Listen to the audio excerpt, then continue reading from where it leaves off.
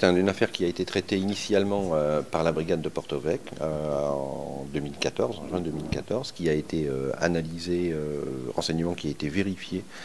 et travaillé d'abord par les brigades locales, la brigade des recherches, la section de recherche de gendarmerie, au long d'une longue enquête préliminaire de plusieurs mois et qui a abouti en mars 2015 à l'ouverture d'une information judiciaire dès lors que le trafic de stupéfiants, de cocaïne en l'espèce, était matérialisé. Et après plusieurs mois de poursuite des enquêtes sous le contrôle du juge d'instruction, des interpellations viennent d'avoir lieu qui ont permis de mettre à jour l'existence réelle de ce trafic et puis surtout d'y mettre fin. C'est d'abord une volonté d'être extrêmement ferme sur cette économie souterraine et sur le trafic de stupéfiants, bien évidemment. C'est vrai aussi que les renseignements dont nous disposons démontrent que la pression se fait forte dans ce domaine et le fait de mettre fin à un réseau structuré comme celui-là est une très très bonne nouvelle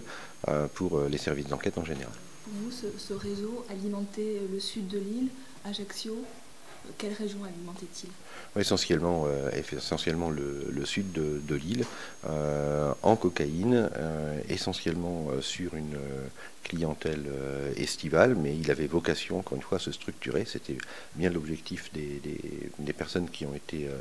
mises en cause dans ce dossier et qui sont actuellement déférées du juge d'instruction, de mettre en place un vrai trafic d'alimentation de l'île. Sans entrer dans le détail, encore une fois, des personnes qui sont présentées, des 9 personnes qui vont être présentées dans les heures à venir au juge d'instruction. On a très clairement à la tête du réseau des personnes qui ne travaillaient pas,